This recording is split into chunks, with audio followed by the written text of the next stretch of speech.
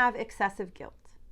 You can end up feeling guilt-ridden practically all of the time, which can be incapacitating and destroy your quality of life. If you feel chronically guilty that you're to blame for most things that go wrong in your life or anyone else's, your conscience is in overdrive.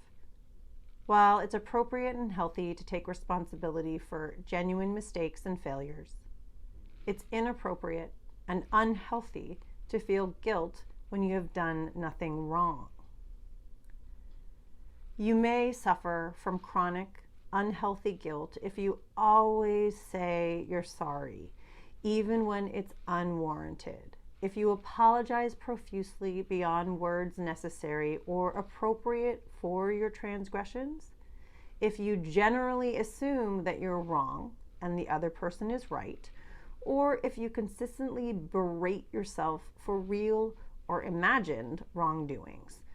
Perhaps a hefty dose of religious training while growing up has caused you to mistakenly believe you should be punished for your sins, and that guilt and suffering are a normal and natural way of life. Well, they are not. Somewhere along the line, you may have learned you're responsible for the well-being of others. Maybe you had to look after your brothers and sisters while your parents worked, or perhaps one of your parents was physically or mentally ill and tending to them was your responsibility. It could be that one or both of your parents suffered from drug abuse or alcoholism, and you were the only responsible person in the household, even at a very young age.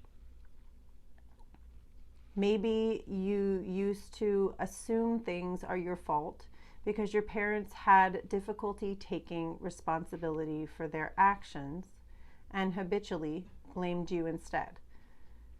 When you're a little person and they're big and powerful and you're dependent on them, you have little choice but to believe them. Children are perfect scapegoats for parents who refuse to acknowledge their mistakes. Healthy guilt motivates you to reflect on or assess your behavior according to your, hopefully, reasonable moral standards. You can do this prior to or after making a choice. If you're thinking about taking an action, refusing the request to take your friend to the airport at 6 a.m. on your day off, you need to consider whether you'll feel guilty if you say no.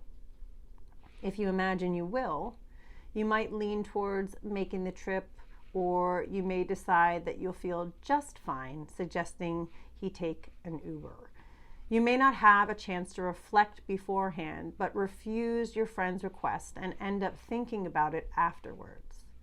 Then you may or may not feel guilty according to a number of factors, including what you've done for him in the past and what he's done for you. The general quality of your friendship, whether there's anyone else who could take him, how badly you want or need to sleep, and so on.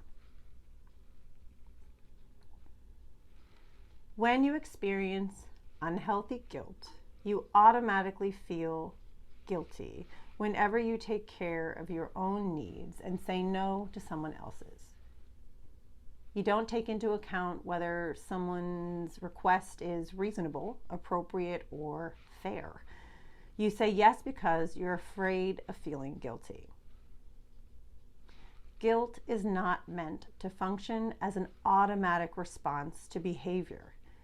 If you feel chronic guilt, you've acquired a rotten habit of assuming that you're always wrong and others are always right. Perhaps it's time to consider that other people might be the ones who are behaving badly.